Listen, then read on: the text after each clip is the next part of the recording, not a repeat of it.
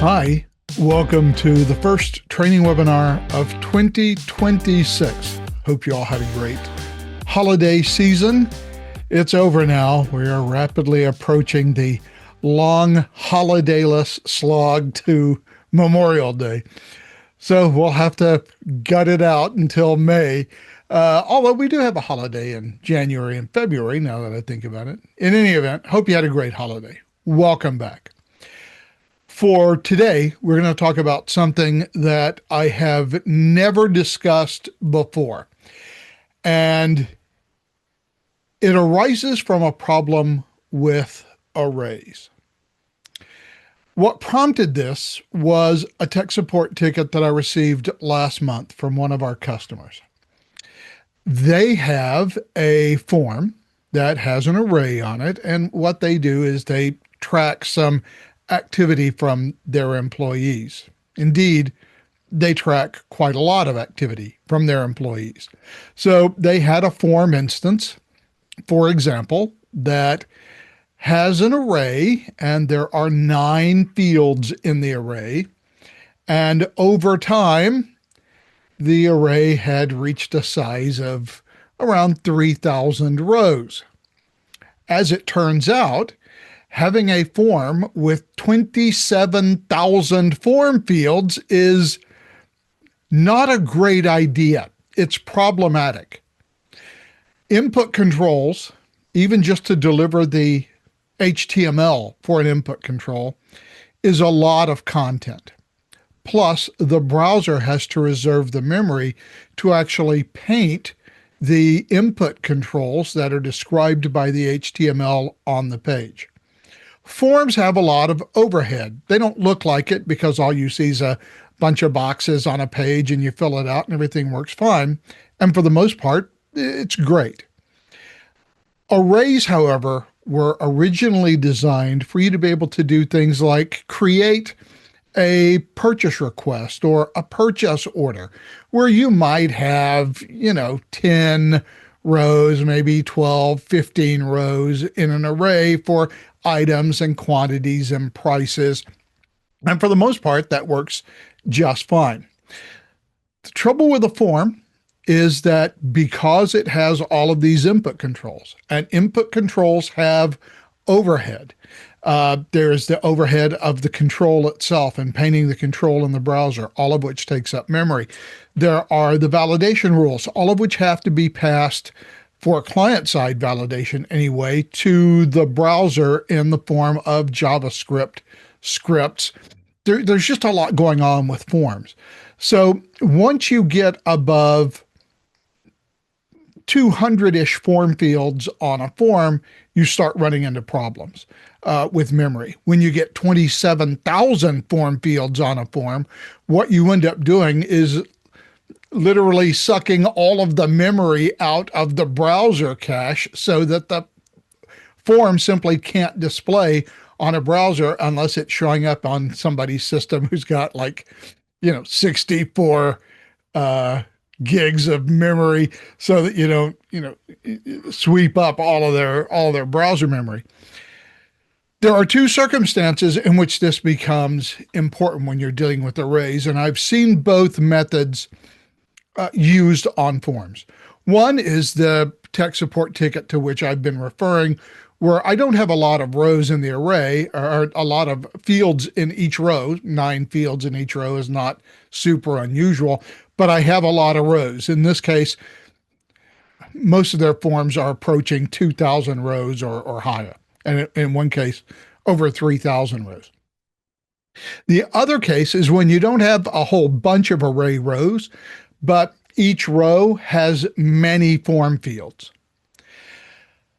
So arrays are problematic, because of how much memory they take, and also for trying to be able to do things like look at things across rows. And arrays are tricky to work with, and they do take up a lot of extra memory. So how do we avoid that? If we have a data-heavy implementation, either I have arrays with a large number of fields in each row, because let's say you had 20 fields in an array row, which again is not unusual. I've seen it with several customers in the past, and I think even currently, I could point to some that have something like this. So you've got 20 to 30 fields in an array row, and so your form starts out small. And then every time you add an array row, you're adding 30 fields. Okay, do that 10 times, and you're now running a form with 300 fields. And of course, obviously, if you're going to have thousands of rows, an array just is not going to work for you. So today we're going to talk about how to get around that. I'm going to show you two different methods of doing that. One with subforms and one with data and the data list control. The data list control is a new control. It opens up a lot of possibilities for us to be able to store and retrieve and edit data without having to worry about arrays at all. And the other is through the use of subforms, and I'll show you two different methods of doing that. One is sort of a bare bones method, and the other is a slightly slicker method of using subforms for an array. It's not super difficult. There is some configuration, and that's what we'll talk about today. So with all of that preview in mind and all of that introductory material out of the way, let's take a look at these implementations. Now, I have to warn you, I don't think I'm going to be able to build this from scratch in a 2-hour webinar. I've already got everything built. So we're going to go over the configuration of each of these three products in detail. I assume that's going to take some time. It may take the entire 2 hours. If I have time at the end, I'll try to slap something together live and configure it and run it. If I have time. If I don't, we're just going to have to be satisfied with this. Plus, this is all completely exportable. And so if you want a copy of this, email me at dale.franks@bplogix.com or submit a tech support ticket, I don't care, and ask for today's sample applications from the webinar. And I'll just send you the contents of this data-heavy forms folder, and you'll see the three examples that we're going to talk about today. So our first method is to use subforms. Now, generally, we say that Process Director doesn't use subforms. That is true in one sense. Most of the time, when someone with developer experience talks to me about subforms, what they mean is having a main form that has some parent data and then displaying inside that main form a linked subform that has other data. Now, the nice thing about that, if I'm talking about a Windows desktop application, which is where main and subforms are most commonly used, is I can edit that main form or that subform all at the same time.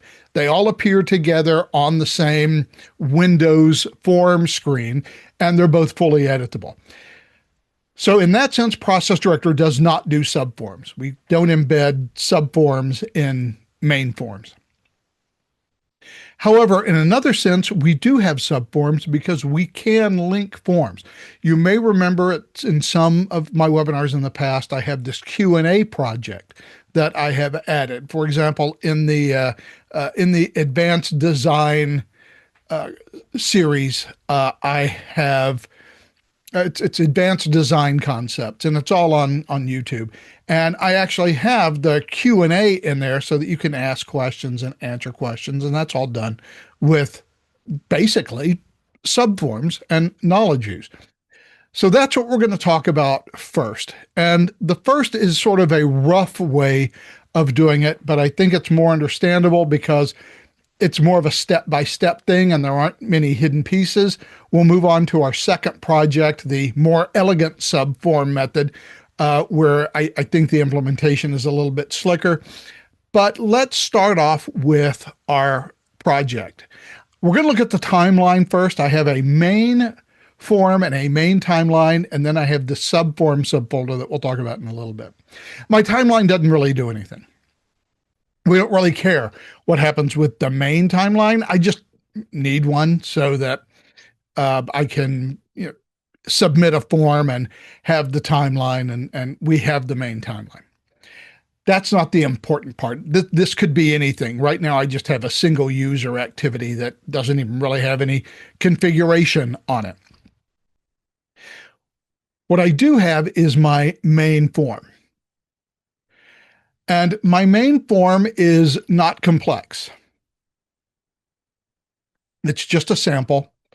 It really has two things on it. It has an add record button, and it has a switch button to show and hide a knowledge view, and I've got a knowledge view control. We'll come back to the knowledge view control. So on this form, the first thing we'll do is we'll pretend, as the text at the top indicates, that I have, n number of non-array fields. I don't need to show them to you here. They're just normal form fields. So we'll just pretend that they exist. But now I have this, what I would normally do with an array that I know is going to be very data heavy, especially over time. So for example, in the case of the customer who had the form instances with 2,000 to 3,000 rows, they are tracking some activity from their employees over longer stretches of time. And each day an employee might do something, and at the end of the year, you might have 365 plus form fields, maybe 500, maybe up to 1,000, as different employees are doing something different associated with this particular project. So that gets real data heavy real fast. So what we're going to do is we're going to add a button to this form that is going to call a custom task. And then we're going to have a knowledge view. And this knowledge view is going to return our subform instances. And the way that we are going to link the main form to the subform so that we can see these form instances in the main form is by using the form instance ID. The form instance ID is a system variable. It's a universal system variable, and whatever form you're looking at in Process Director, it has a form instance ID. Obviously, if I'm looking at the definition, it doesn't, but any running form has a form instance ID. That is generated when the form is created. If you don't submit the form, if you just close it without saving it, that form instance ID goes away. So, we don't care about it. It is a GUID that just gets generated automatically in the system. And it's that GUID that's going to tie our subforms to our parent form.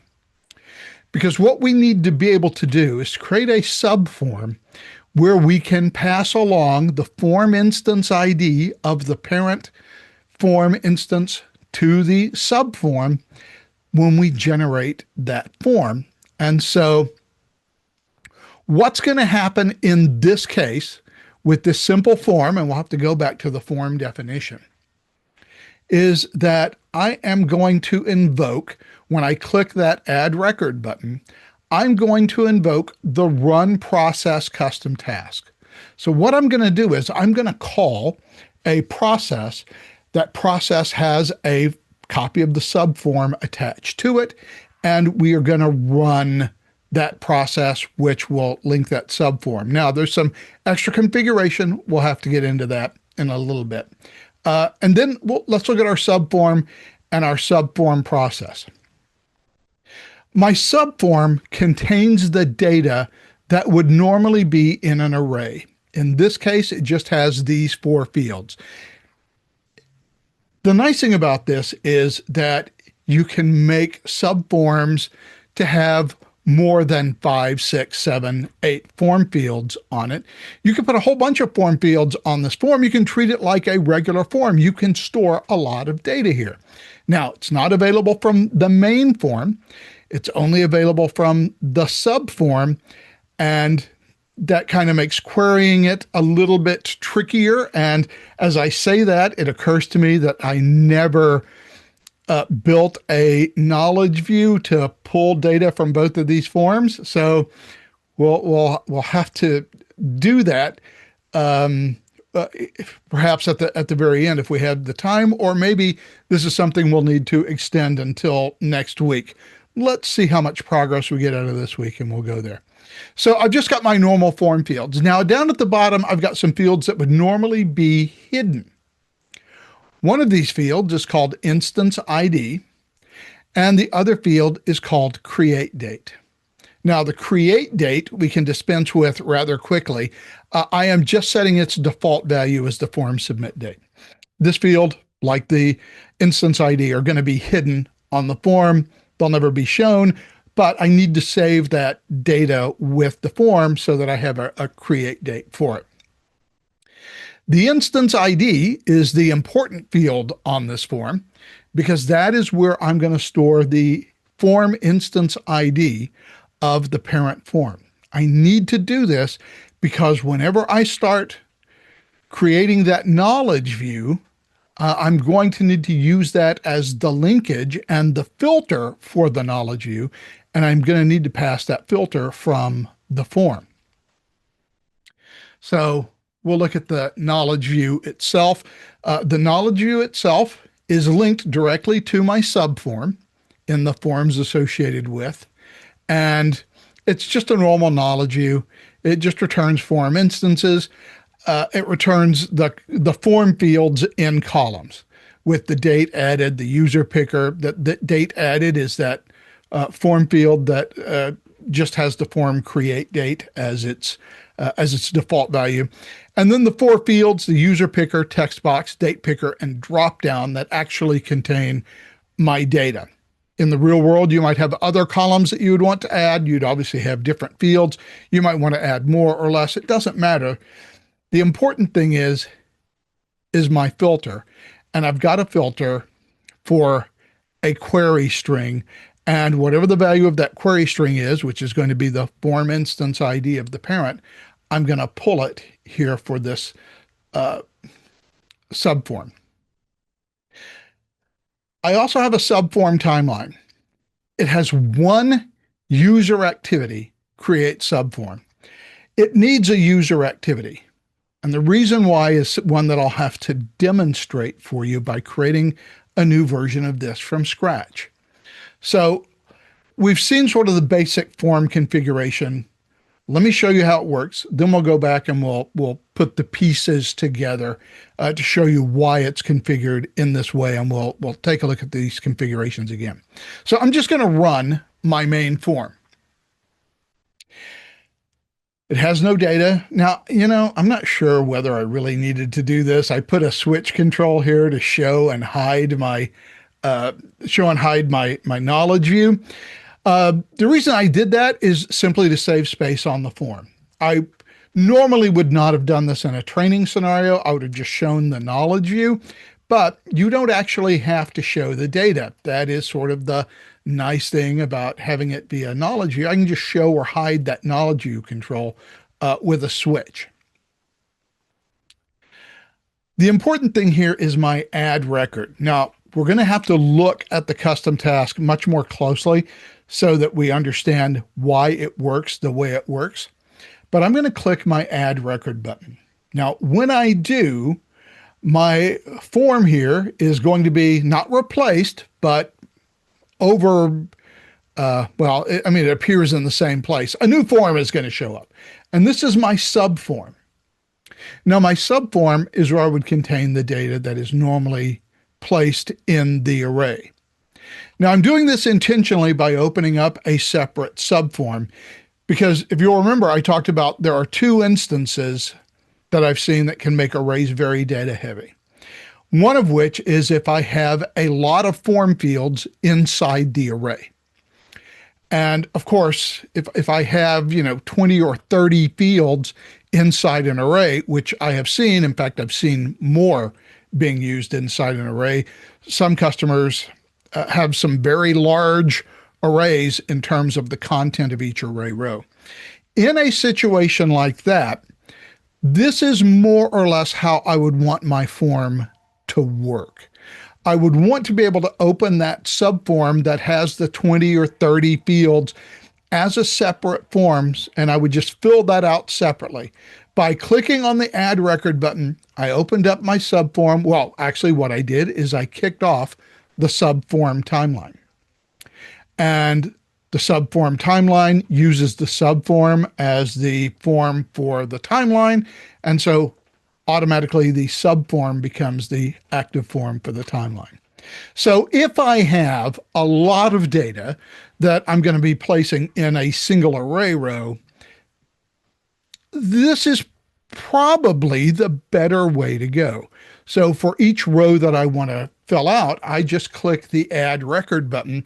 It opens up this form, and then I can just fill this form out, right? So we'll just take this first one. We'll say Diana. We'll throw some text in. We'll pick a date. We'll pick something from a drop-down, and I'm just going to save the data.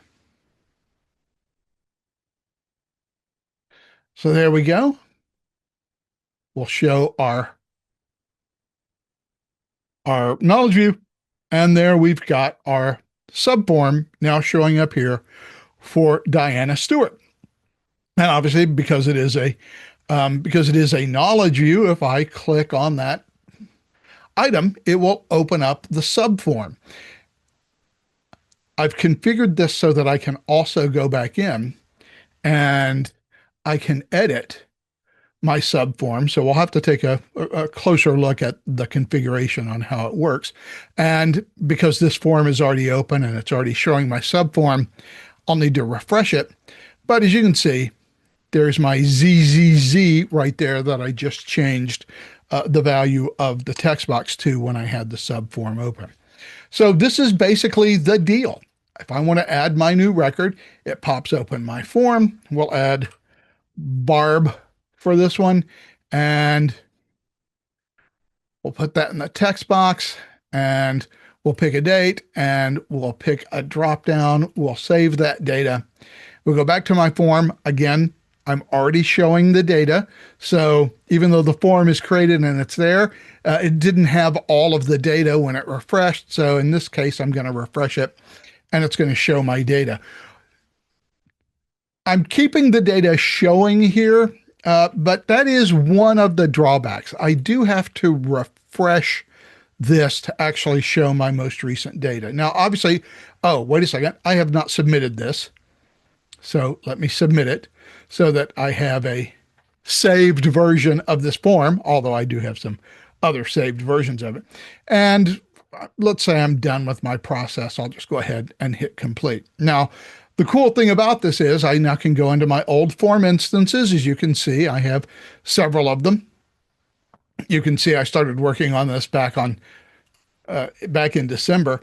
So when I open my form again, it just shows me all of my data. And I think if I close that, when I reopen it, it saves the status of my switch control. So if I have it shown when I save the form, it'll just save the switch control as shown.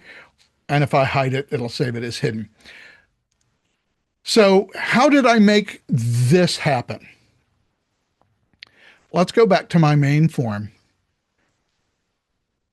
And let's go back to two things that are going to be important for us.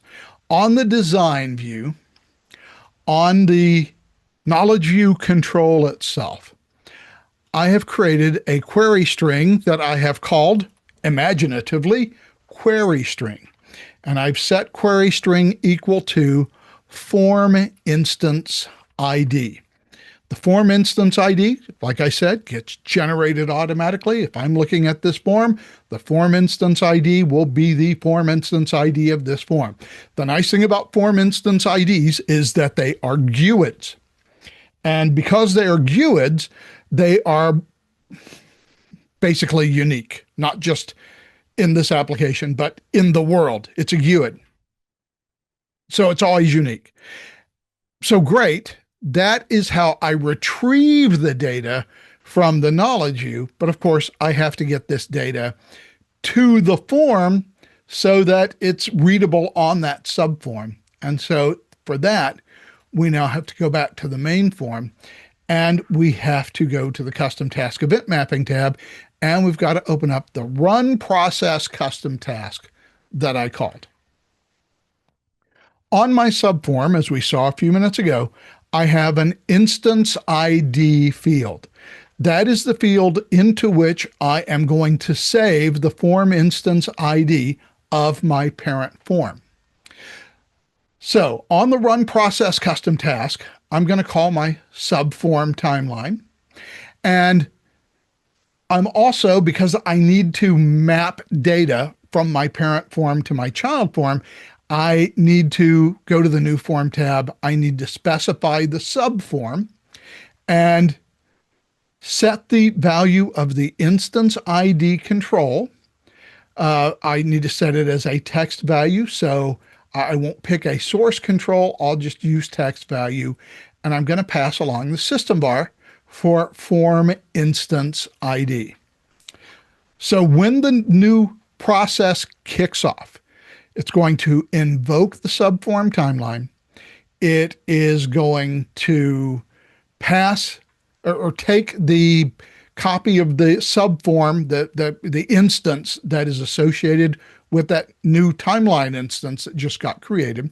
And I'm going to pass my data for the form instance ID of the parent form down to the subform. And I am going to have that data set in the subform. That is my linkage between the parent form and the subform. That is, in fact, what makes this the parent form and all other forms that I create with this method subforms. I am going to launch it as a sub-process of the current process. That is fine. There's a couple of things that I need to set here. When the process starts, by default, it is not going to take me off of the parent form. So I need to force process director to take me from the parent form to the child form to set the focus on the child form. So after a process starts, I need to change this to open task from new process in new window. That is not the default. I believe the default is keep original form open after starting process.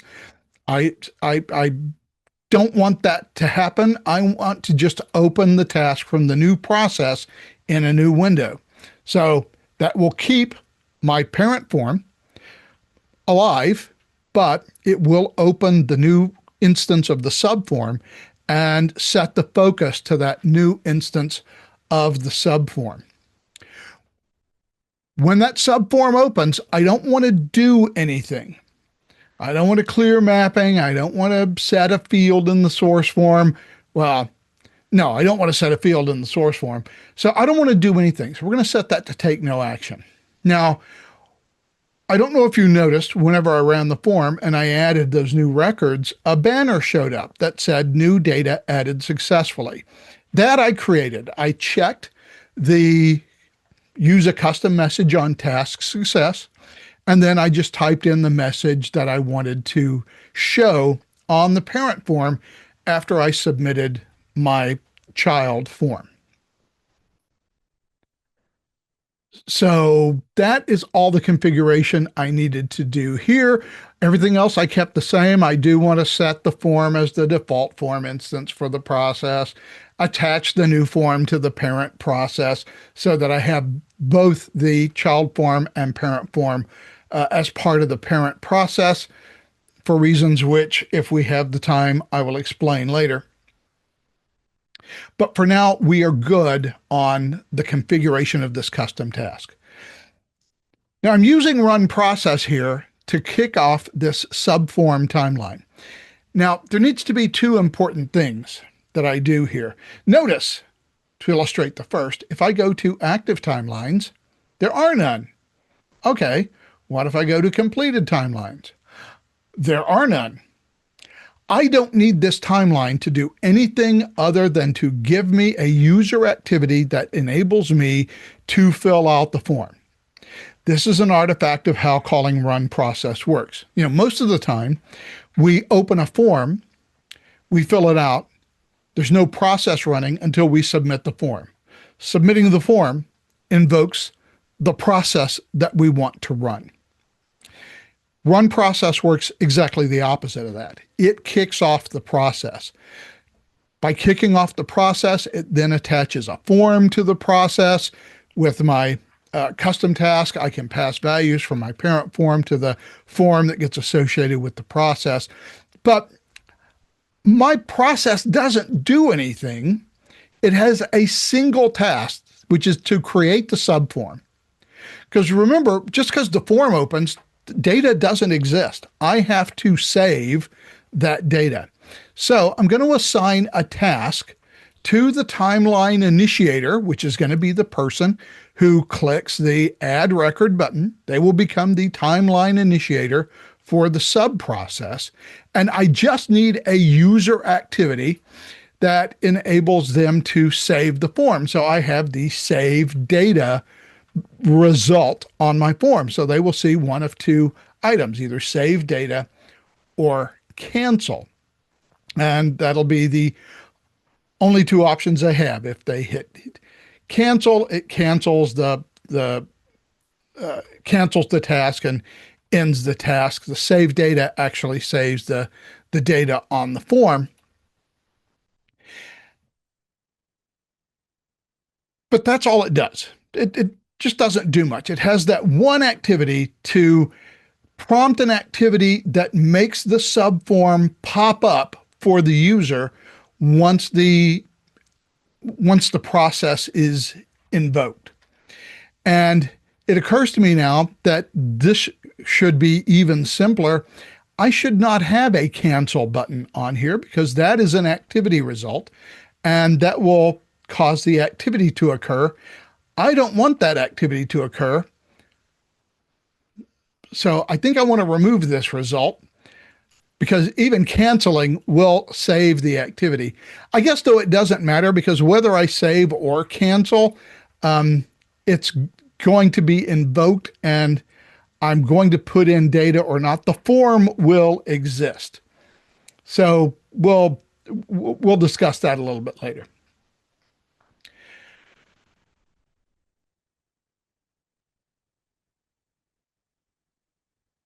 Let me just proceed. I won't save any changes here.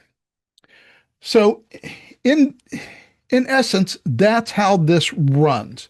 Now, on the subform knowledge view, remember, I created on my main form, I created a knowledge view control that uses query string equals form instance.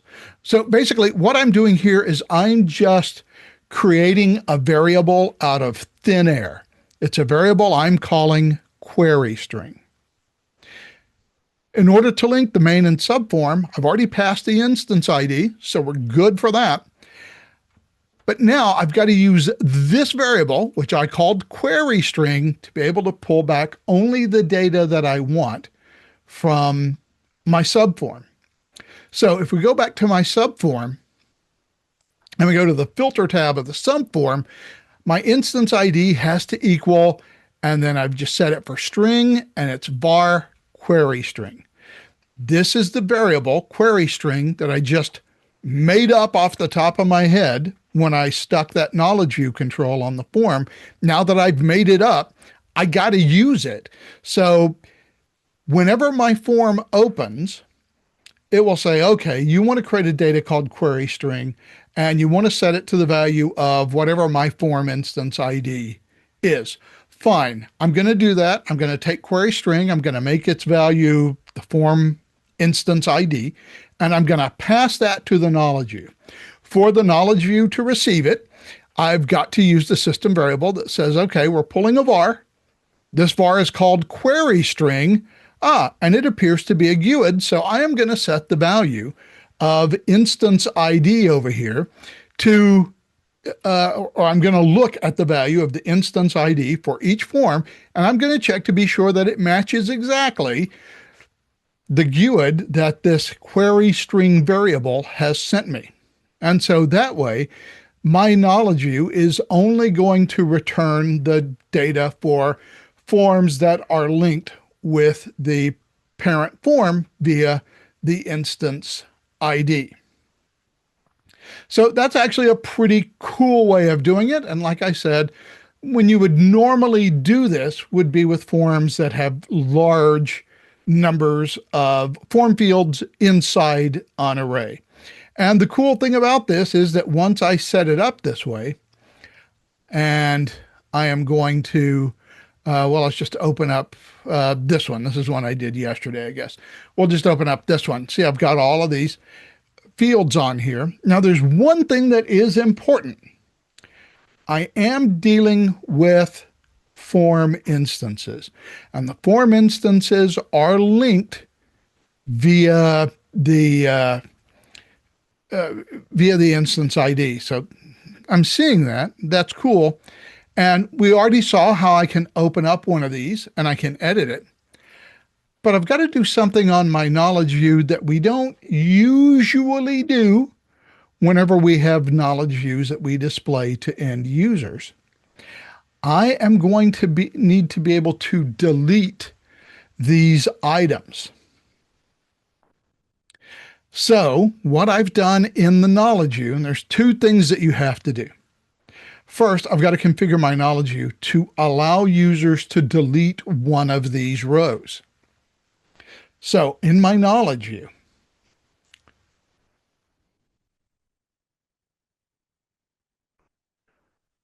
I need to go to the Options tab.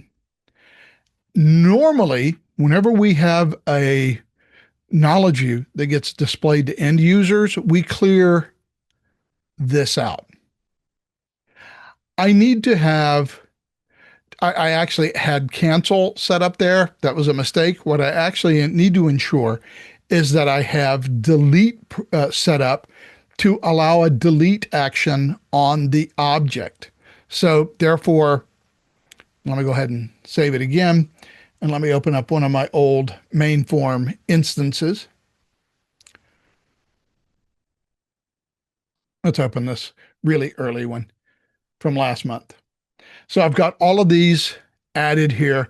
And if I decide I don't want this one, I got to have a way of selecting the item and then clicking delete. Do I really want to do that? Yeah, I really want to do that. So I'm going to delete that item. And it's just going to delete it out of my array knowledge view. Now I've only got 3 records because I deleted it. Okay, cool so far, except now I've got a permissions problem. Well, I don't because my permissions on the system are pretty open, but you will have a permissions problem on your subform because most likely if we go to your permissions, again, this is an open system that very few people have access to. It's a pure development system. So the permissions on it are quite open. Your permissions are not going to be this open. You're going to need to create a permission set for some subset of users, whoever may be a user of this form. We'll just make up a group, finance. So anybody in the finance group, well, obviously they're going to have run permission. But now I'm going to need to give them delete children permission for this subform, because they're going to need to be able to open the subform. They're going to need to be able to run permission enables them to submit the form. View children permission enables us to see the form in a knowledge view. But I've got to have 2 other permissions. They've got to be able to modify children for the subform because they've got to be able to open it up later after the fact and make changes to it if the data changes. And they also have to have delete children permissions, or they won't be able to delete that form instance away from the knowledge view whenever it runs. And you're going to need to give them those permissions in order to be able to do those kind of deletions. So this means that for the subform, you're going to have more open permissions to allow people to view those particular subforms and to make whatever changes they need to make for them. Because the subforms now, They're technically forms, but you really aren't using them that way. Because what's going to happen, and I forgot to tell you this, I meant to, but I forgot to tell you this when we were looking at the subform timeline. We need to go to the options on the subform timeline. And way down here, I have remove timeline instance after process completes, and that is checked. So when I invoke my run process, it's going to go to my create subform activity. I'm going to make whatever changes I need to make to the data, and I'm going to hit OK. And once I've done that, I've completed the create subform task.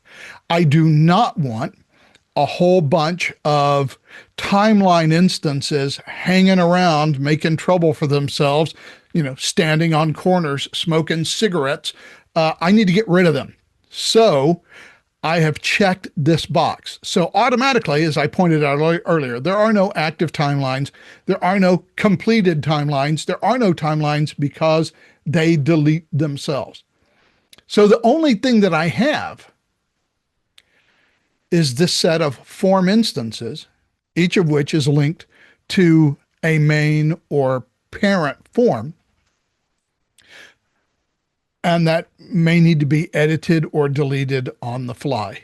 Basically, this is just form data, but it's on a separate form. This is no different, really, than having somebody open up a form with an array and be able to just go to a row in the array and delete that row in the array, or go to an array row and make changes to that array row.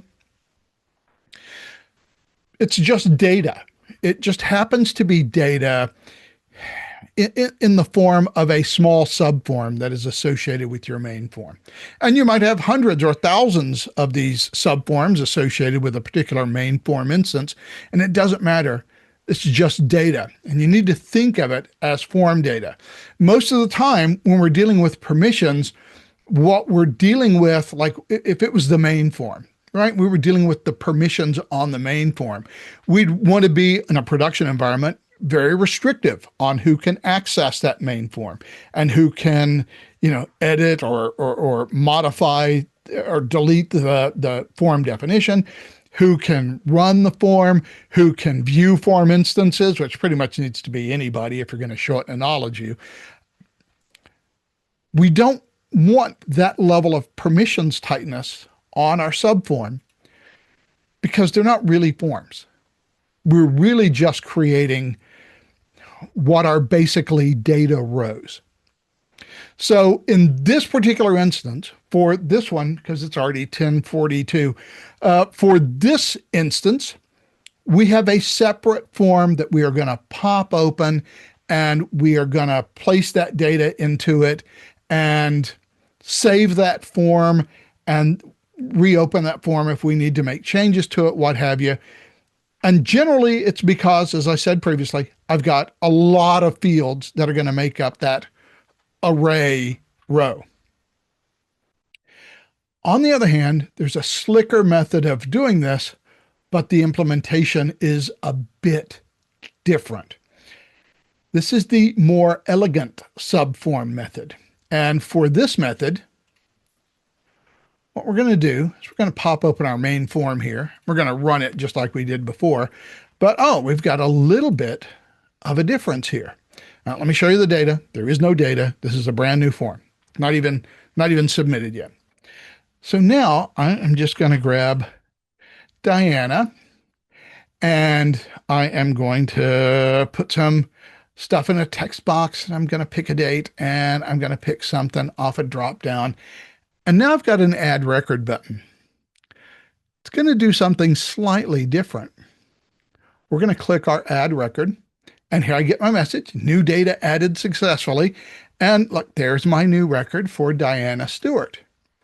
And we'll do one for Barb, just to get a couple of records here. And pick a date, and we'll pick an item, and we'll add another record. And there we go. There's Barb's record. So now I'm building one Not sure why date picker isn't showing up. I may have a problem with my knowledge view. I may be looking at the wrong thing. In any event, I can add my data. Forgive me that the knowledge view appears to be slightly misconfigured. But great. Now I can add my data, but where's my second form? What's going on here? How is all of this happening? So now, rather than having a whole bunch of data that is going to go into each array row, now we're going to have a smaller set of data that we can just place on our main form. And whenever we create the subform, we'll just create it in the background. We don't really even have to show it. So let's take a look at how we've done this. Most of what is happening, oh, and I might as well submit my form so that I save it. Okay, so most of what is happening here, did I open this form twice? What have I done? Oh, there was a user activity. I needed to complete the user activity after I submitted it. So some differences here, not too many. Obviously, the main form itself, I have added the fields that are included in my array right here so that I have the data that I need to create the subform. I still have the add record button.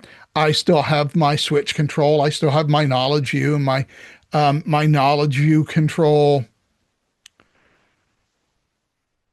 Okay. Select the knowledge view control. Thank you. I still have query string equals form instance ID.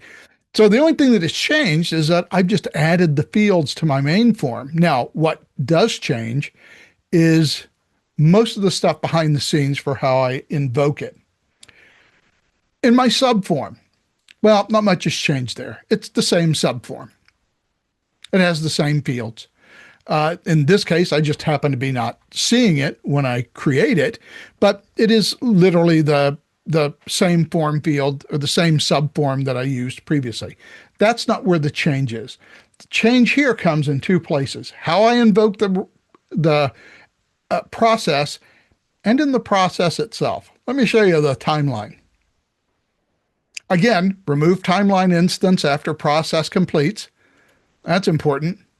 But there's my process timeline. That's all the stuff it does, which is to say nothing. I don't need it to do anything. I'm creating the form behind the scenes. So the only reason that I'm invoking this process is because I don't have a custom task that says invoke form. So therefore, I have copy form data, which I might also use. That might work as well. I didn't try it that way. I intentionally used run process because I wanted to invoke the process. I wanted it to run quickly as a sub process. I wanted to create the form, wanted to attach the form to the main form, and then be able to, pull it back.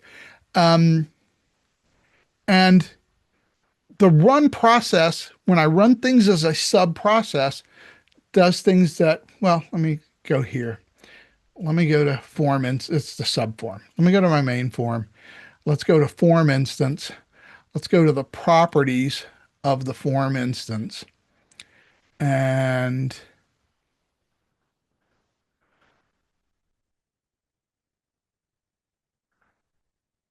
oh, wait, not where I wanted to go. Sorry, main timeline. That's where I wanted to go. Let's pull out do I have an active timeline? No, I don't. So let's pull a completed timeline. Oh no. Oh no, I may have done something very bad here.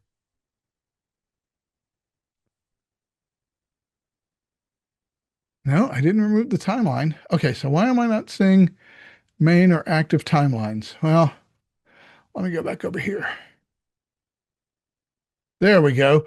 Now I've got some active and completed timelines. Not sure why I don't have any down here. I need to go back and check that out. But we'll just grab one of these timelines. Oh, it's a timeline instance. I don't need to select properties. It's going to give me properties automatically. I'm going to go to timeline items. Oh, well, there's a subform. Let's try a different one. That was on 1/6, so that's yesterday. So let's try that one. Okay.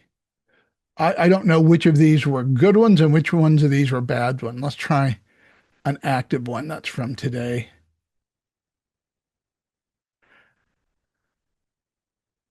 No items found.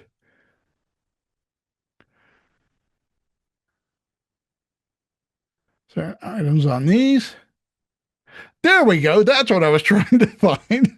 I was trying to find one of these timelines that had subforms, and now I do. So, cool thing. When I pull these timelines and I create these as sub processes, the reason I'm using the sub process thing in the first place is I want to attach a copy of the sub form to my main timeline instance. So when I submit my main form, that becomes a timeline attachment. I also want to ensure by default, and this is the default behavior, I also want to ensure that all of my sub forms get added to my main process timeline instance as attachments.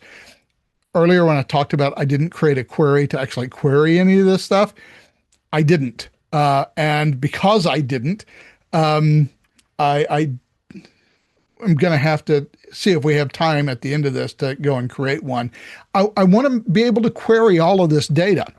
And to be able to query all of this data, I need to be able to find it in one spot. So I need to be able to create a knowledge view that is associated with my main timeline. And then, because it's associated with the main timeline, I have multiple form instances associated with that timeline. I need to be able to return them all in a knowledge view. So, normally when you create a knowledge view, and it's what I've done with all of these knowledge views here, all these subform K views, and you go to the properties tab, most of the time we're used to doing this, right? Forms associated with knowledge view. When I want to report on this, I am going to need to, instead of using forms associated with knowledge view, I'm going to leave that blank and I'm going to pick timelines associated with knowledge view. I need to do that because multiple forms are now going to be associated with each timeline instance. And so if I have, 80 forms or 100 forms, one main form and 99 subforms that have been created, I need to be sure that they're all associated with the timeline. And that means to query all of those forms all at one time, I'm going to have to pick timelines associated with knowledge view.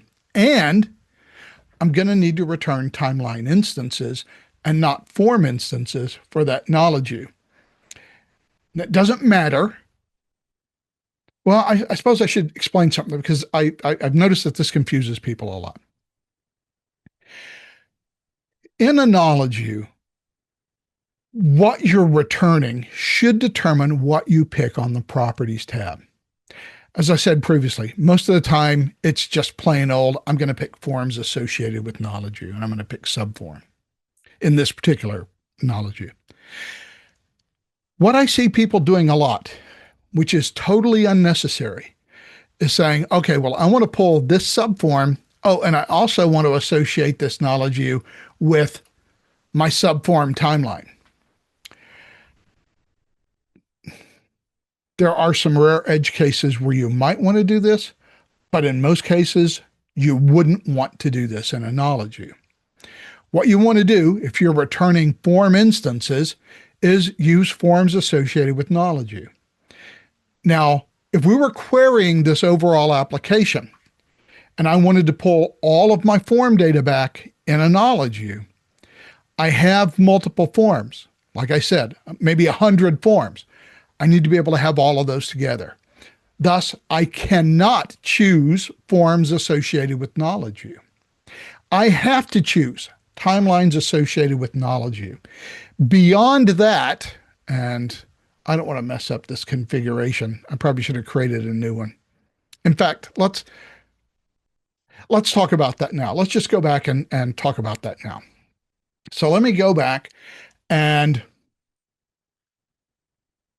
since here is where apparently I've got all of my multiple items, we are going to create a knowledge view right here in my main form. We're just going to call it knowledge view. I don't even know what we're going to return, but we'll return something. So we're going to have knowledge view name, and we'll just call it main K view. Well, I've got cap locks down apparently. Main K view. And now I got to do something different than what I would normally do. Normally, I have a form instance that I want to return. Now, I don't have that. Now, the nice thing about forms and process timeline instances is that they're automatically linked together. And as we saw just previously, if I have all of these subforms, I can return a link from that subform back to my main process timeline instance. So I'm going to have multiple forms. Because I have multiple forms, there are two things that I cannot do. One thing is I cannot use forms associated with knowledge view. For this knowledge view, I have to use timelines associated with knowledge view.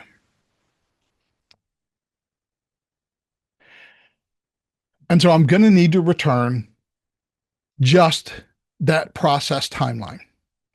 And now this gets a little trickier, and I'm actually going to do a little experimentation here. Items I can return. Now, we're going to go ahead and delete all of that, and we're going to get rid of all of that and all of that because we're just doing an end user knowledge view. What am I going to return? I think I can simply return the form instances. This is probably be the easiest way of doing it. And it's going to return all form instances associated with that timeline. If I open it up and run it, here's all my main forms and here's all my subforms. I obviously have main forms that don't have subforms. So sorry about that. But now it's pulling everything back. Now, depending on how I want to run this, I'm going to choose whatever columns I prefer. Right now, it's just returning all of their names, and that will be fine. The one bad thing about this is the way that it's going to return everything for every form. And so I would actually have to think, and so maybe we will have to extend this to next week, although I don't think it's going to take long enough to do that. I've got to have a strategy for querying this. I might have to do this in a report to make this work right, because the only thing that links both the main form and the subform is the form instance ID. And so with the form instance ID, that's a GUID, and I'm probably not going to know what it is. So if I wanted to create a knowledge view that returned the form and the subforms for a particular GUID, I could do that, and I could put a filter in for that. But right now it's going to pull all of my forms. So what I think I would have to do is we look at our main form and we look at our form controls. I don't have a form instance ID. To make this a little easier, I wish I'd have thought of this over the past 3 weeks while I was constructing this. I just didn't.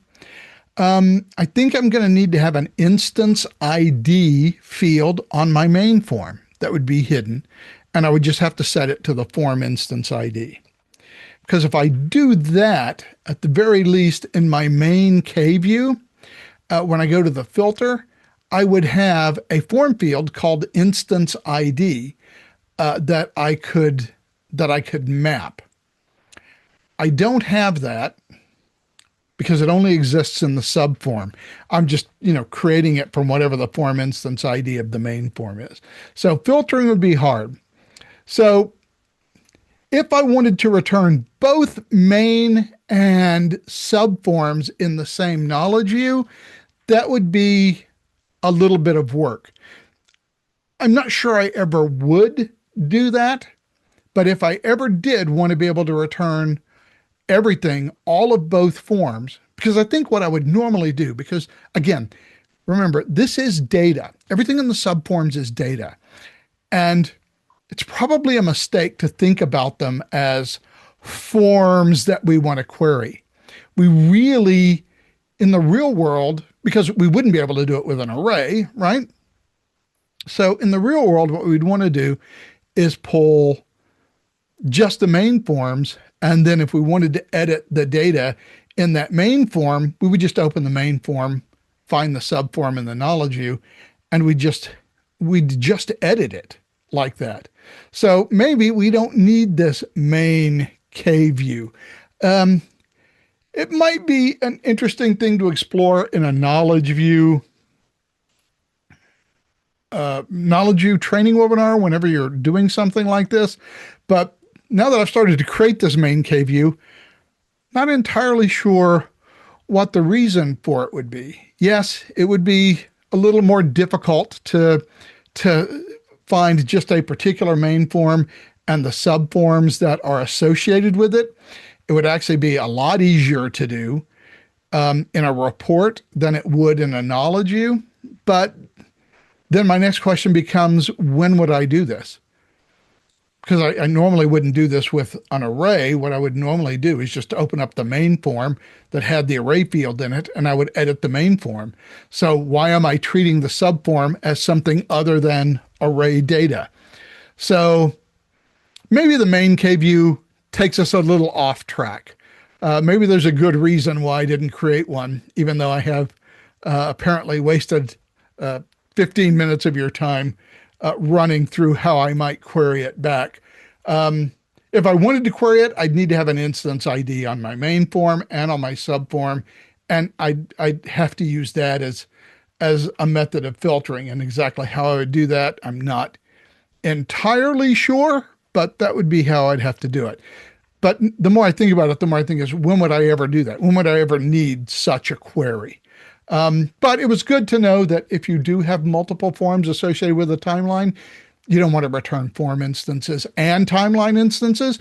In fact, you almost never in a knowledge view want to say, want to associate both the form and the timeline.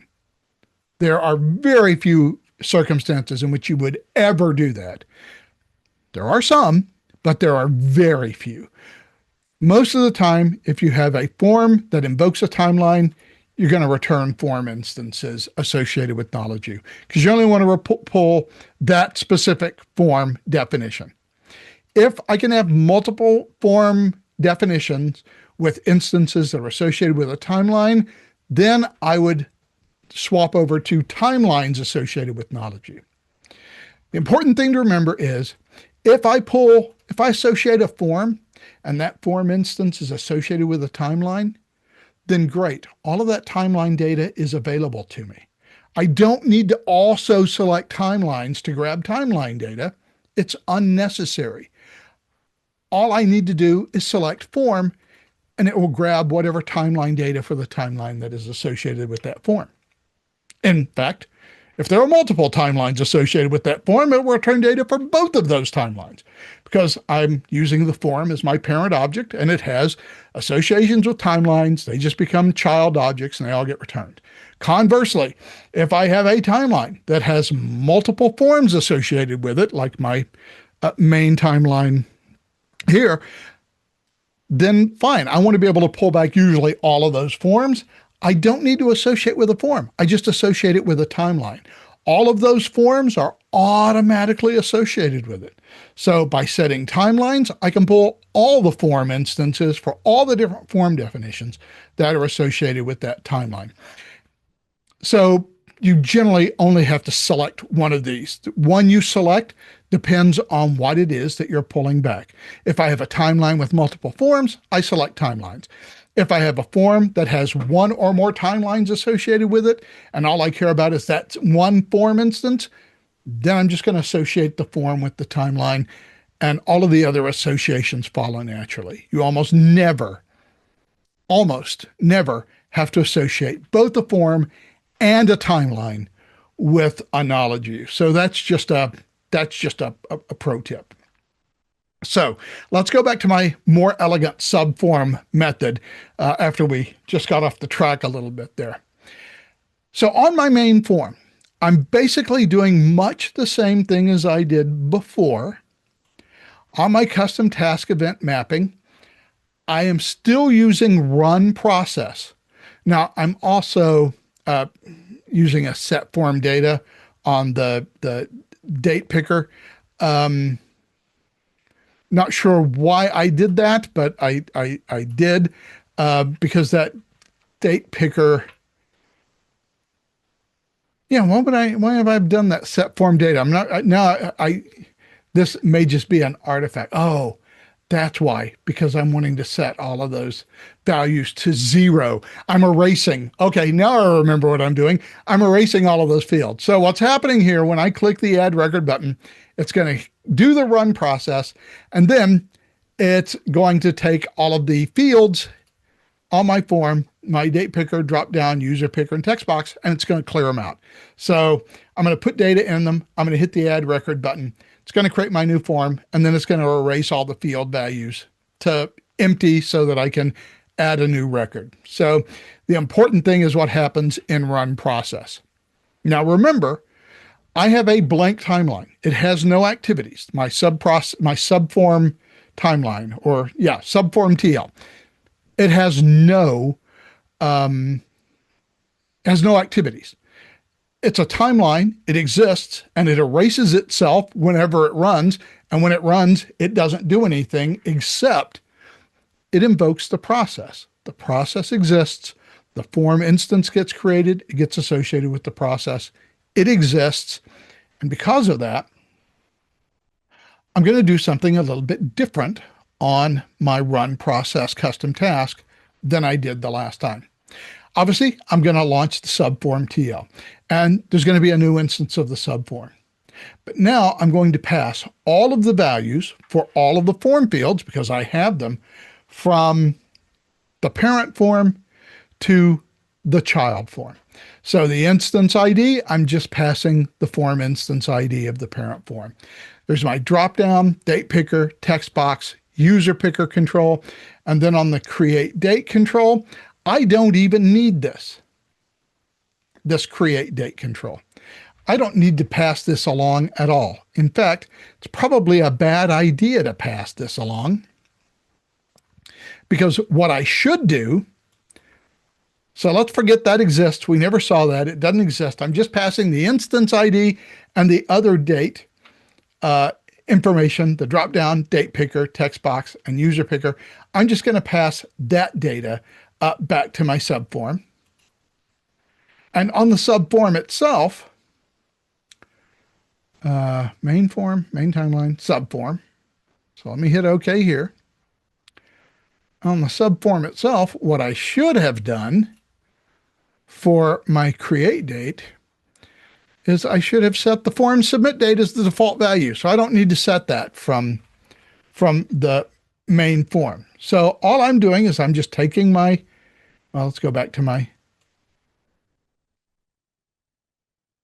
oh, I didn't make a change there. So let's go back to my main form, proceed. Let's go back to my custom task event mapping, go back to run process. So all I'm doing is just taking my form fields here and passing them off, the important form fields, passing them off to my subform. So they just get created automatically. Now, what that means is I'm going to have to do a couple of things different here. After process starts, I'm going to change that. I'm going to keep the original form open after starting process. I don't want to see that new form. Don't need to see it.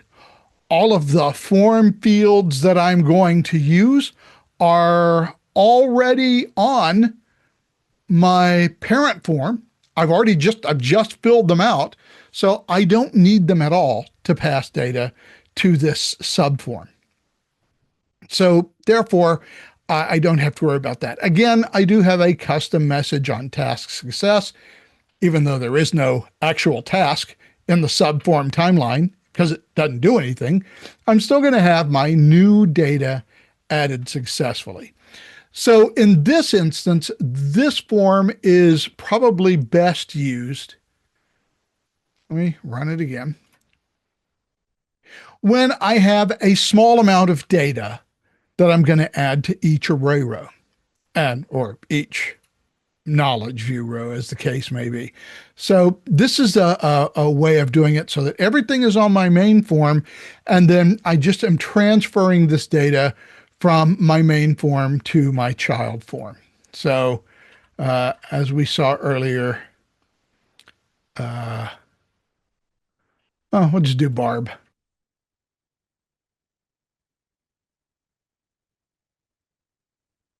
And we'll add our record. It clears out my data and then show my data. Okay, not sure why date picker is not working here.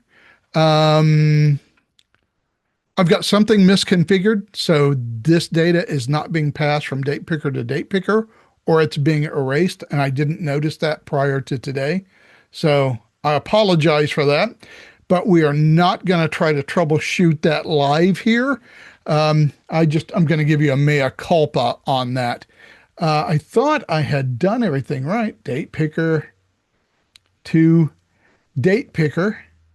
Well, that's my source control, date picker. There's my destination control,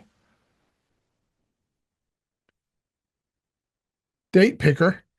All right, so I'm not sure what's going on with that. And I'm kind of wondering when I run this, if this is causing the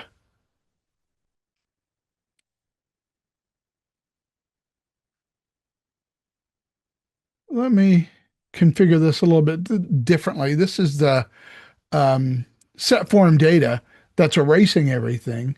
And let me go down here, more elegant subform method, and pick main form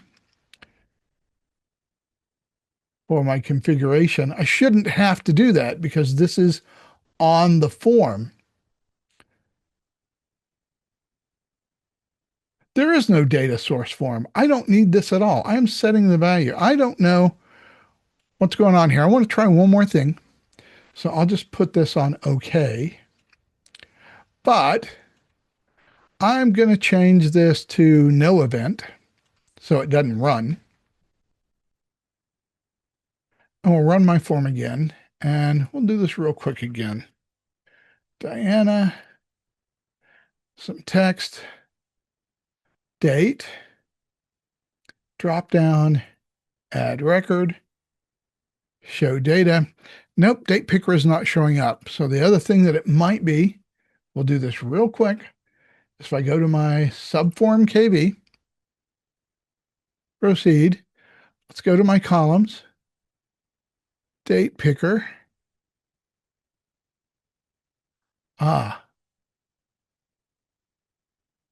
That's the problem, I think. When I copied this over, all the form field names are the same. And see, that said user picker, but when I opened up date picker, it said select form field. I had to change that to date picker. I must have just forgotten to change the name. A weird little thing, when you copy Analogy, which is what I did here, and I'm dealing with subforms that actually have the same names on the fields, they're not the same fields. They have different field IDs. When the subform gets created, each of the controls gets its own control ID. And so while the text here was saying user picker, text box, date picker, dropdown, it was actually looking at the wrong form. And if you click the form field itself, it will take you to the choose system variable dialog box. But what it'll show you is select form field, not the actual form field name that is displayed here. So whenever you're doing a copy like that, you have to be very sure to set the field correctly.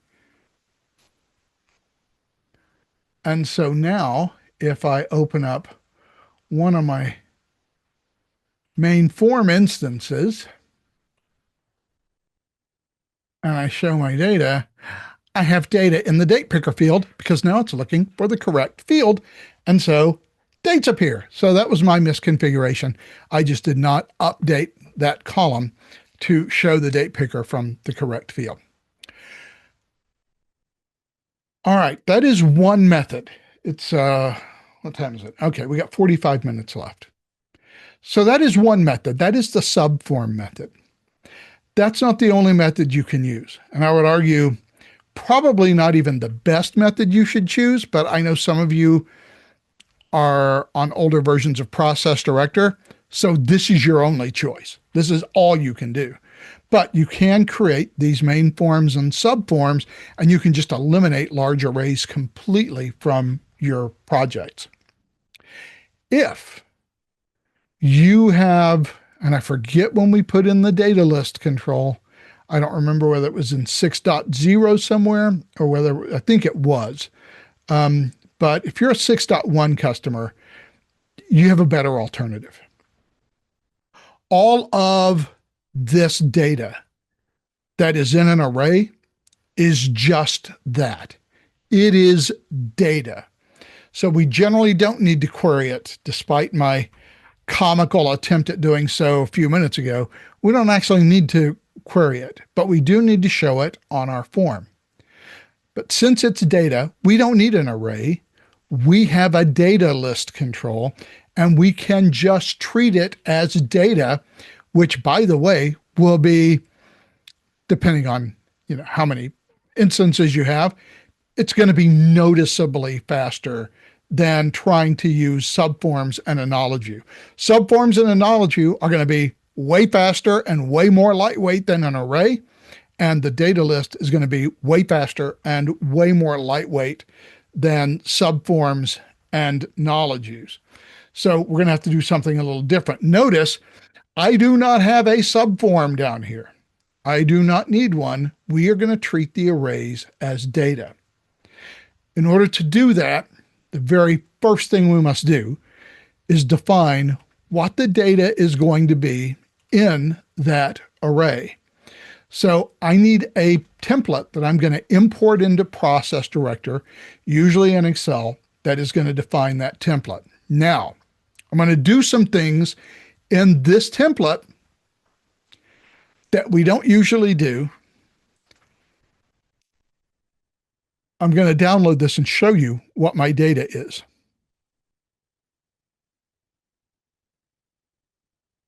As soon as Excel opens.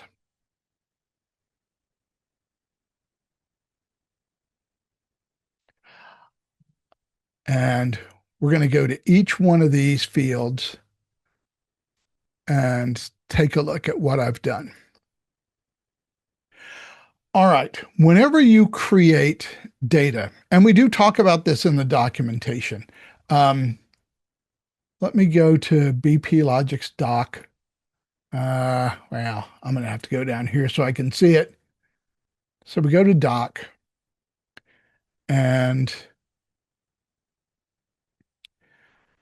it's in implementation, Process Director objects, and I'm not entirely sure. I think it's part of data source objects and Excel data sources, and transform Excel spreadsheet to a database table. This is it. So whenever you have an Excel spreadsheet, usually we just think about putting the, we think about just putting in the field name in the first row and then just filling it out with data. And that's cool. And we actually tell you that you can set the data type by appending type to the column name, where type is the native database type, or one of the following keywords. And we give you these keywords that you can throw in, like up here at the very top, where we can have, well, most of the time, we just don't even put in a data type right there. But we can't put in data types. Now we have some data types. Usually the way that you do it is with the field name, colon, and then the data type. Now we have some built-in data types that will just convert automatically. BP int, BP date time, BP string, and we'll convert them to these SQL database types. But you can just put in the SQL database types. You don't have to use our uh, presets. And that's what I've done here. I need to be able to have a unique identifier for all of my data in a database. Now note, there is no data. There's nothing here. This Excel spreadsheet is nothing but a set of columns, and each column specifies the column name and the data type.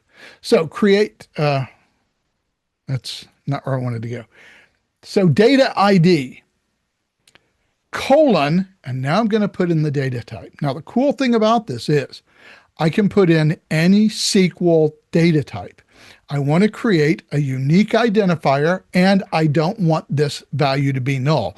I am, in fact, creating the primary key for a new table that I am going to create in the internal user database in my Process Director installation. That is where all of my data for my array for each form is going to be stored. So it is unique identifier, not null. That means that every time it creates a row, it is going to automatically generate a GUID for that row to identify that specific record. Create date. Well, I'm just using create date colon BP date time because I'm just going to use the regular BP date time. Username. Well, I want to save some space, so I don't want to go with BP string because that's a varchar max field, which could hold thousands of records. I don't need to reserve that much space per record. So I'm going to decide that my username is going to be a maximum. It's going to be varchar. It's going to be a maximum of 100. User ID. Now, the user ID is the UID of the user. It is a GUID, so that is always going to be a varchar 36. That's how we do it in the Process Director database. That's how I'm going to do it in this table. Then I'm going to need two fields because I have a dropdown, remember? Well, I need to store both the dropdown value and the dropdown text so that depending on when I'm querying it or if I decide to query it, I can grab the appropriate value. So I'm going to say drop down text. I'm going to set that to a max of 100 and then a drop down value. I don't know what the value is going to be. It might actually be the text depending on, how your drop down is configured. So I'm just going to make both of those varchar 100. Text box. This should probably be BP string. But I decided since it's a small text box, I'm just going to give it a max of 256. So it's going to be a varchar field. Varchar is a data type in SQL for, basically it's for text. I'm not going to get into the weeds of SQL data types, but it's basically a 256 character text field.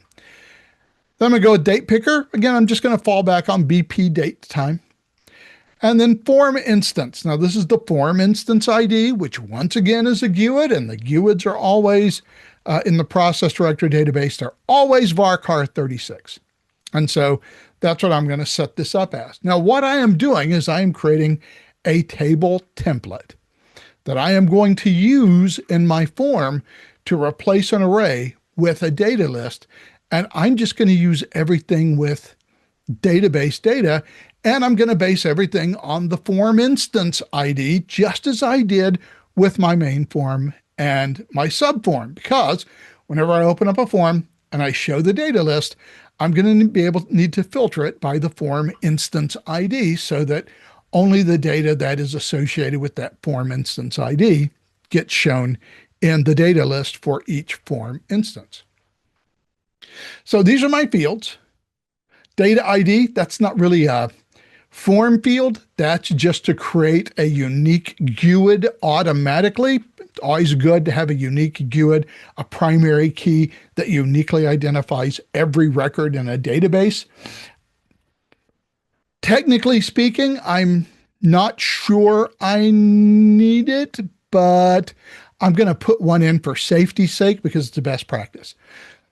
I'm going to want the create date, the username of the user who is listed in the user picker control, the user ID of the user who is in the user control. This should probably be user UID because it is the GUID for that user. It is not their user ID, like, you know, Doe J for John Doe. It's going to be their GUID. That's probably slightly misnamed. I have a drop-down control, so I need to be able to store, just like with the user picker, I'm going to need the name as well as the user ID of the user. And remember, user pickers store the user UID as the value of the user picker. So they actually store the GUID. They show you the name because, you know, we're nice that way. So you can identify the person rather than the GUID. So we see the name, which is basically the display text for a user picker. The value that gets stored is the user UID. So we need to have both of those values so that we can match everything up properly. Drop-down controls, very similar. I've got the display text for the drop-down, the text you see, and then the value of the drop-down, the text that actually, or the value that actually gets stored is the value for the drop-down. So once again, in some cases, the value and the display text might be the same thing. In many cases, they are not. I don't know which of those is true, so I'm going to need to grab both. Text boxes, well, it's just a text box. So it's just a single value. That's all I need. Date picker, it's just a date picker. It's only got a date in it. That's all I need.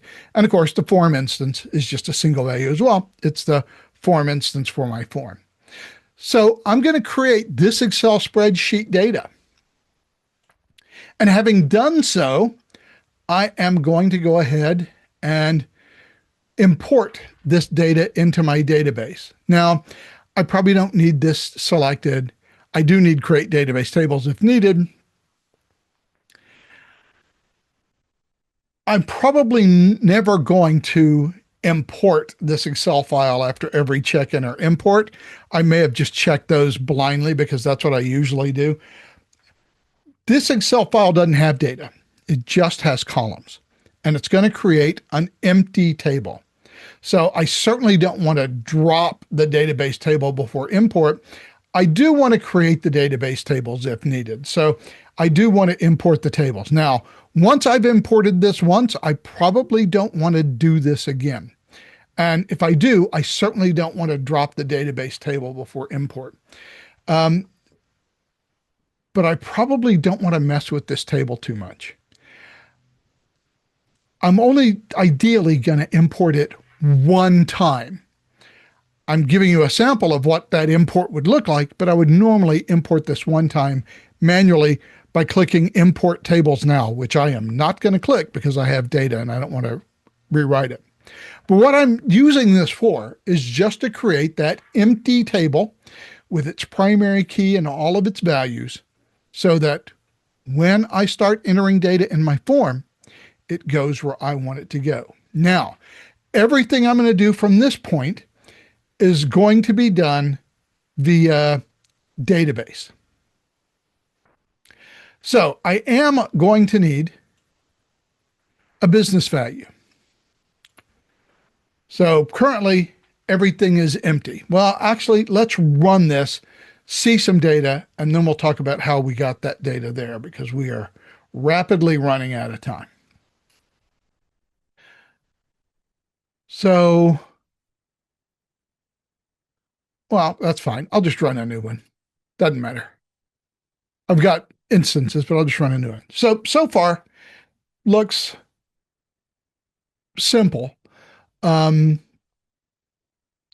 I need to, I'll show you here. I've got a data list control on my form, hidden for the moment, but, or hidden when it opens, but I've got that data list control on my form. So I need to be able to do a couple of things. I need to be able to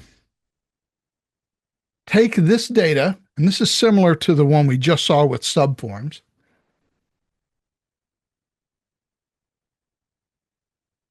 Need to be able to fill that data out. Obviously, if I do it wrong, I need to be able to clear it. I need to have a clear button. And I need to be able to do a couple of things. I need to be able to add a new record, update an existing record, and delete a record from my data list. So now I've got my data there. I'm going to go ahead and add a new record. Do I want to add this? Yes, I do. So I'm going to add my record, and now it just magically appears with all of my data. And I have a clear button here so that I can clear it out and make changes to it. But in this case, we'll get rid of Diana and we'll go with Barb. And we'll add that record. And we'll do one more. And we'll go with Eric. And where's my mouse? There it is. And we'll add that record. And we're all happy little campers here. But now I need to be able to update a record. Okay, well, I've got a little problem here. I have the same value in all of the all the check boxes. So let's say we'll go with Barb. Now, I'm still on 6.1.3x, which means I don't have the newer version, which is much cooler, where when the data list is an event control in 6.1.500. It changes your life if you're using data lists. Unfortunately, for now, that's not what happens. So I have to click and select a row and then hit my select button. And when I do, it will take that data for Barb and it will fill this stuff out here. And we'll just go with DDDDD. And now we'll update that record. Do I want to update it? Yes, DDDDD. And this Eric record here, I need to click on that and select it. And now that I selected it, and I know it's Eric Wintemute. And here is the other thing. Once I have a record that I have selected, this text box here is showing me the ID of the record. This is why I need an ID, because I need to be able to delete one record at a time. I think I said earlier, I'm not sure why I put an ID in that record, and maybe I could have lived without it. No, I can't live without it because I got to be able to delete that record and that record alone. And the easiest way of doing that is to give it its own GUID. And it has one. This is the data ID of that record, which means I can click delete record and I can get rid of Eric's record. Now, the cool thing about the data list is the way it loads. You can load it via page, which is set to 10 in this case. So it's only going to load 10 records at a time. Or I could set the page size to 50 and it'll load 50 records at a time, but only those 50 records, and it's loading them up all as text. It's coming straight out of a business value. It's much, much more lightweight. If I have 5,000 records, it doesn't matter because it has record pagination, and it paginates in one of two ways. It's either going to paginate just to show me the visible row. So as I scroll, it's going to delete the row or rows that scroll out of the screen. It's going to delete them from its memory, and it's just going to add the, however many rows it is that I scroll. Or if I do pages, it's only going to add into memory what's in the current page. And when I click the next page, I've only got one page here. It's only going to pull those records back. And those are the only records that are going to be in the controls memory. So I can have 10,000 rows, and it's going to be super lightweight and super quick. And I have the ability to add, update, insert, and delete. So how is this working in the background? This is completely different. I don't have I don't have any subforms. I'm just dealing with data and I'm creating it on the fly. So let's look at the main form first.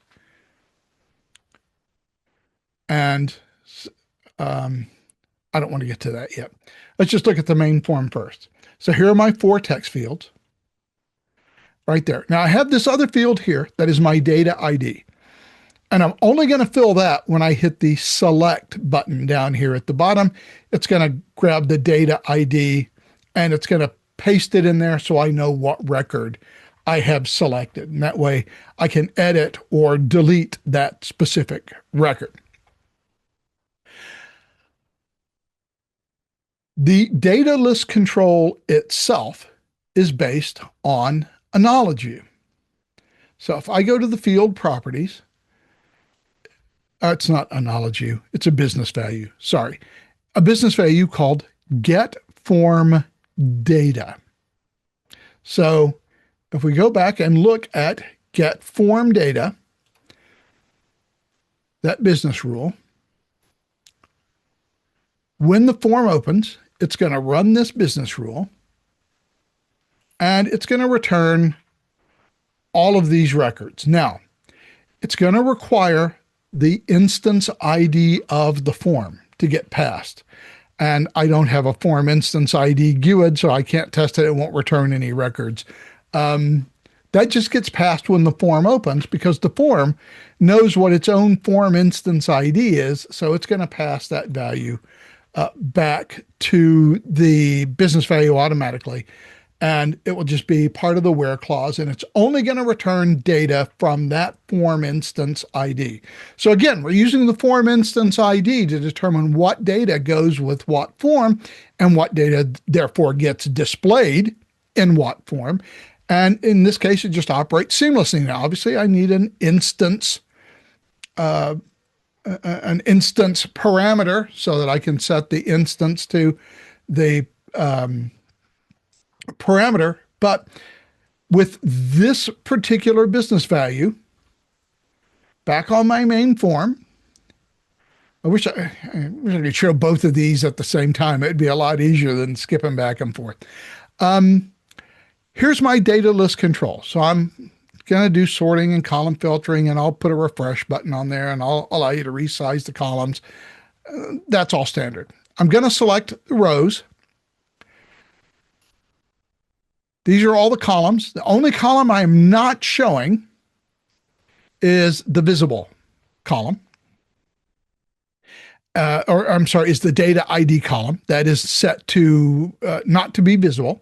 So my drop down, my text box, my user picker, my create date, they all show up, but my data ID does not show up. I'm just hiding that because it would just be a GUID, and who would care or want to see that GUID.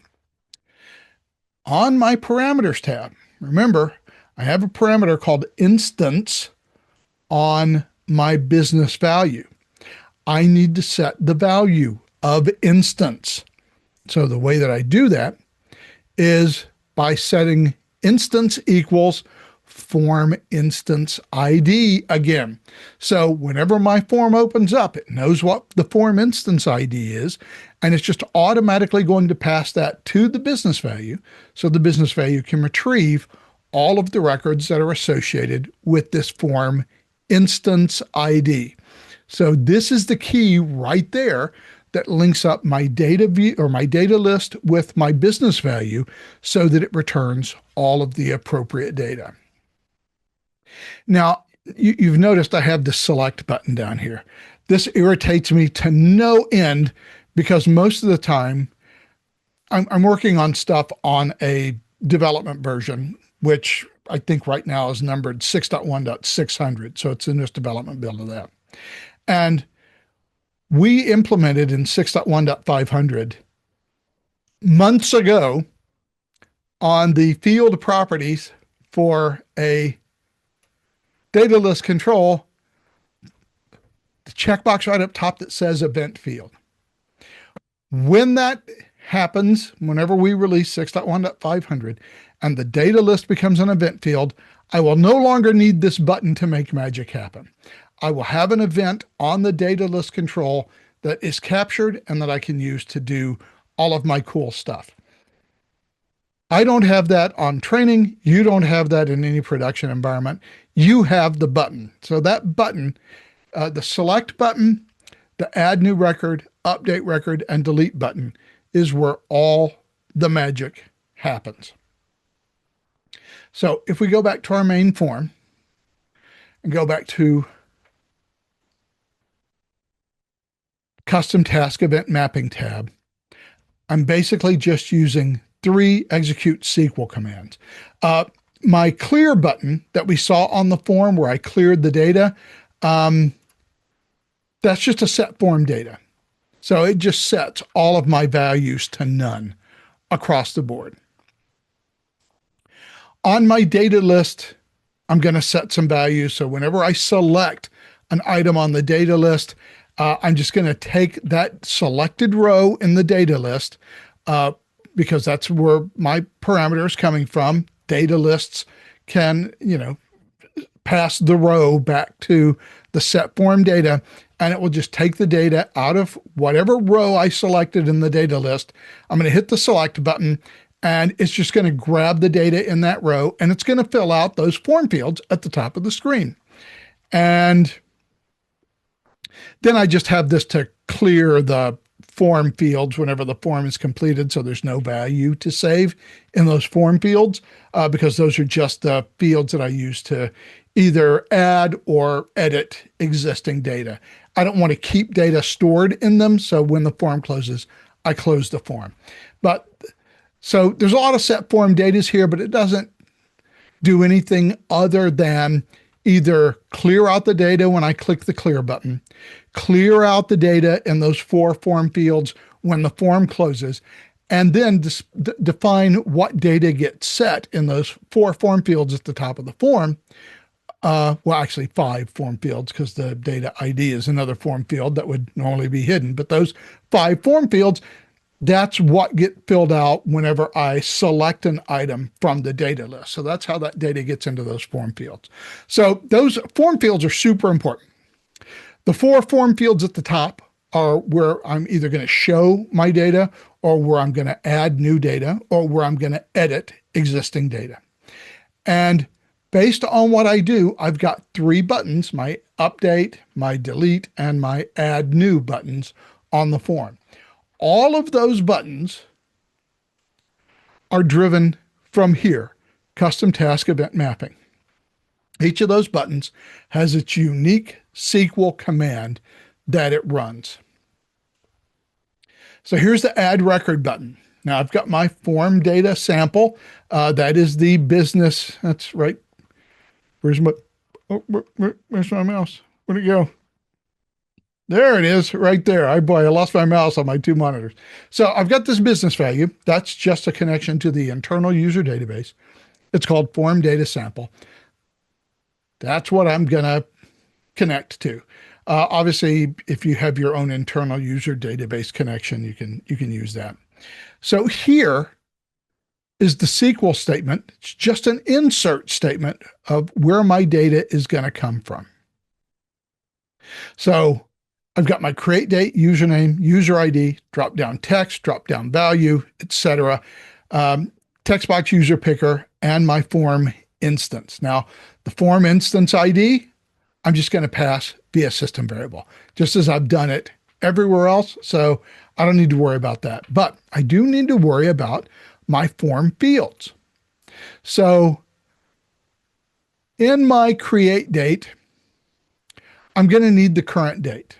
Now, when I did it as subforms, I could just set the default value. Can't do that anymore. I now got to set the current date for my create date manually, but I got a system variable for that, cur date. My date picker and my text box and are just set values. So for my text box and date picker, I can just pass those system variables. For my dropdown and my user picker, it's a little more complicated. Remember, user pickers and dropdowns show me one thing, but they store a different thing. And I need both of those things. So for my user picker, I'm just going to go with user picker format name, which is what I see. And then for the actual value, I'm just going to store user picker, comma, format equals UID. Same thing for the dropdown. I'm going to have dropdown format equals string. That will grab the display string for the selected value in the dropdown. And then just dropdown, which just pulls the value of the dropdown. That creates my new record. Now, notice I don't have a data ID being created here. I'm just throwing in my form data. I don't need the data ID because I created that field as unique identifier, not null, which means If I don't provide a value for it, I certainly could if I wanted to. I don't, but I could. If I provided a value, that would be great. If I don't provide a value, which I am not doing here, then okay, the database is just going to create one for me automatically. So for creating the record, I don't have to address it at all. For my edit button, when I click on my row in my data list, and then I hit the select button, it's going to grab the data from that row and it's going to fill my form fields that are at the top of the form. So the four form controls with both their display strings and values if appropriate, plus the data ID of the record. Because now I do have a data ID because I only want to configure a single record, in this case, edit a single record. I am going to need to decide how that record gets edited. So I have the data on the form. I can make whatever change I want to make to that data, and then I click my update record button. When I do, it runs an update command in SQL. And in this case, I'm just setting the value where the data is equal to whatever my data ID is. Remember, I don't have the data ID showing visibly in the array, but it exists. And so when I select it, I'm actually filling out a form field, which normally I would hide on a form, although we could see it on my sample form. Normally, that would be just hidden, and I would just throw the data ID in there. The data ID uniquely identifies each record. So where data ID is, I'm just going to update my form data. I'm going to set the username. Again, user picker format equals name. The user ID, user picker format ID. Drop down, same thing. We're going to use the exact same system variables for setting the values in all of these fields. And so it's just going to go look at my data list underscore form data table, and it's going to change the username, user ID, and all the other values to whatever values are in the form fields on the form for the record that matches the data ID. And so that performs my updating of that data. And then, of course, finally, I have the delete, which is actually way simpler. All I need is the data ID, and just say delete everything from the data list underscore form data table where the data ID equals whatever the selected data ID is. And so when you hit select on a record and the top of the form gets filled out, then I can go ahead and hit that delete button, and it's going to delete that record out of the database for me. And so here I don't have any, fancy passing data between a main form and a sub form. I don't need to invoke any sub processes and then delete sub processes. And I don't really have to worry about whether something's in a sub form or a main form. I have a data list control. And so with a data list control, whatever I have as data, I have as data, and I can treat it as data. And it takes no time to load or unload. I could potentially have thousands of records. Now, where this might get a little painful, and you would have to you'd have to think about how you wanted to do it, is if I had like 20 or 30 columns here.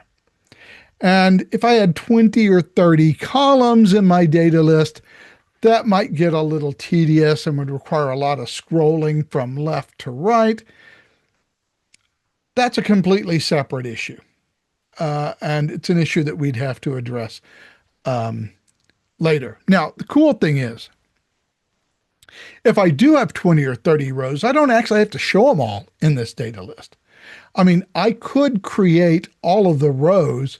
Basically what I've done here, when I click on that and I hit select, all I'd have to do, especially with the new version of the data list, where clicking on something is automatically an event, I can just click on a row and it would just automatically fill my data in the top.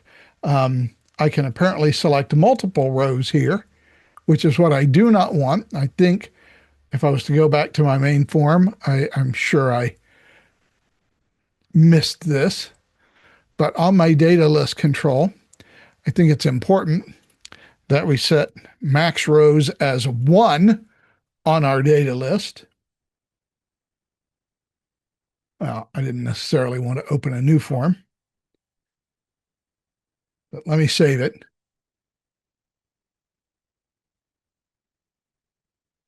Come on, come on, come on. Saving is so slow. And I see that we have less than 10 minutes in our time allotted today. Oh, please. This is painful.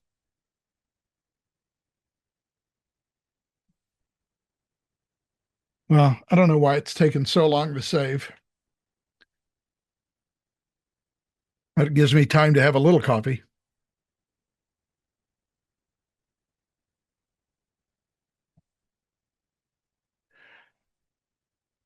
Okay, I don't know what's going there, and I don't have the patience to wait for it.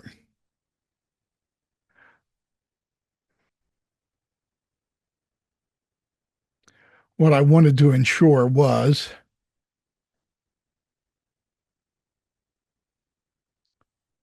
I had it set to 1. I hope it's saved. Actually, I just want to open up a form instance. What am I doing? I just want to open up this and show data. And I only have 1 row. Let me open up the other one because it has multiple rows. There we go. So now I should only be able to select. There we go. I can only select 1 row at a time. Deselect, select, deselect, select. Not entirely sure I like the way that works, but it is what it is. That's what we want. We only want to be able to select 1 row at a time. So I apparently forgot that. Now it is configured the way that I want it configured.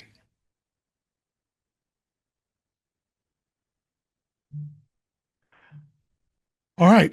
Well, that's it. Those are the 3 methods. Well, actually 2 methods. There are 2 flavors of forms and subforms.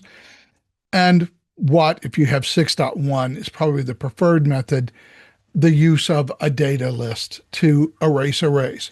It's not to say that arrays don't have value. They certainly do, but they are best used, as I indicated at the very beginning of this.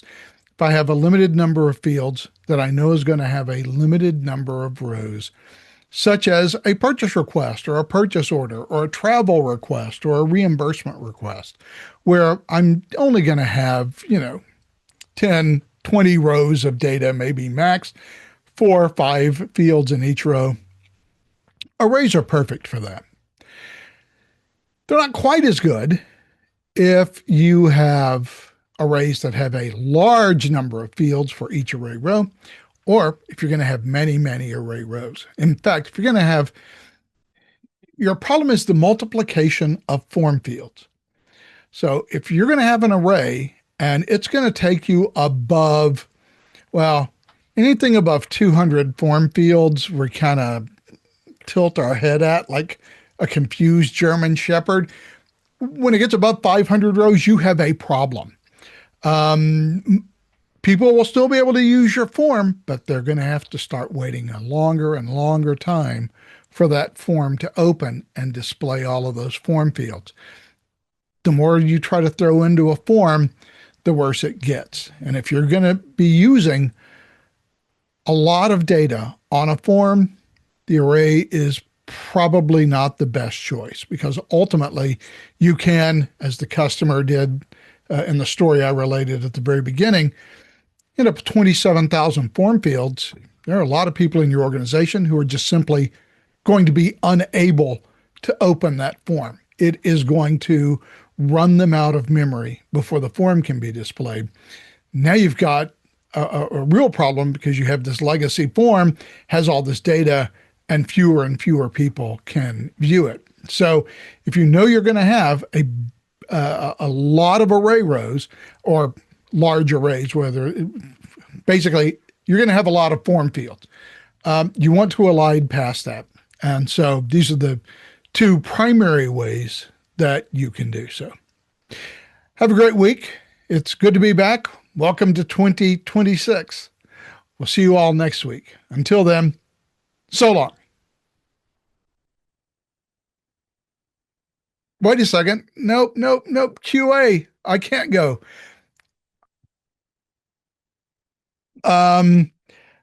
So I hope you haven't left, everybody. Anonymous attendee. I'm sorry if this is a ridiculous question. Why are you creating a blank timeline for the subform? I think I missed the explanation.